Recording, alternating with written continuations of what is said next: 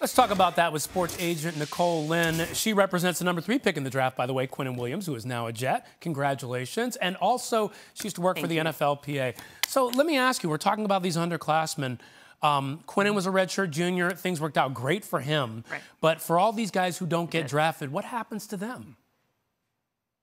You know, initially, they could sign a priority free agent contract. That's right after the draft. The PFA contracts are very comparable to a 7th-round contract, except the term is 3 years instead of 4. So each team's going to sign somewhere between 5 and 20 guys to a contract of this type.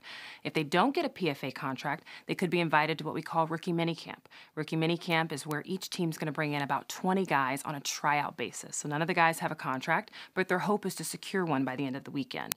Typically, 1 or 2 of those guys are actually going to make the team based on rookie minicamp.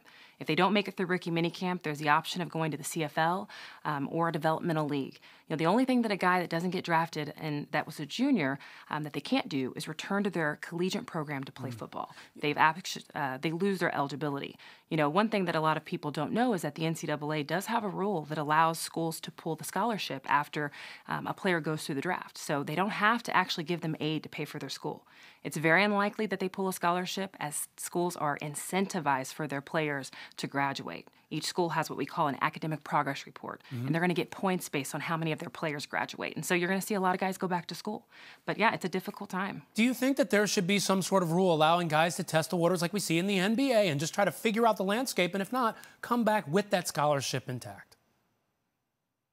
You know, I think that there are 2 sides to this conversation. It's very difficult for a college program to be successful when you've got guys declaring in January and the draft is not till April. And so if 20 to 25 guys were leaving for the draft and then 17 or more not getting drafted and coming back, it's going to be difficult for our college coaches. How are they going to determine in February, which is signing day, how many defensive tackles they need, how many corners they need? These guys would miss all of spring football. And so it's just, you know, I see both sides of the argument. I know that the basketball world has kind of implemented a new rule. Baseball and hockey have circumstances where guys can come back. I don't know that there is a perfect solution yet for the football world. So you have mentioned, I've heard you say this before, some of your highest paid players are undrafted free agents. What's your message to guys out there, underclassmen, who maybe didn't get drafted, maybe feeling a little bit down about their football future? Yeah.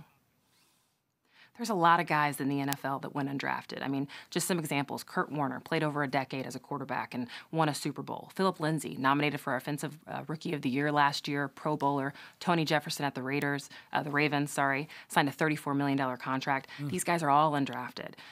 You know, my recommendation to these undrafted guys is if you get an opportunity to go into camp, you work 10 times harder than the people next to you, and I believe that your dreams can still come to fruition.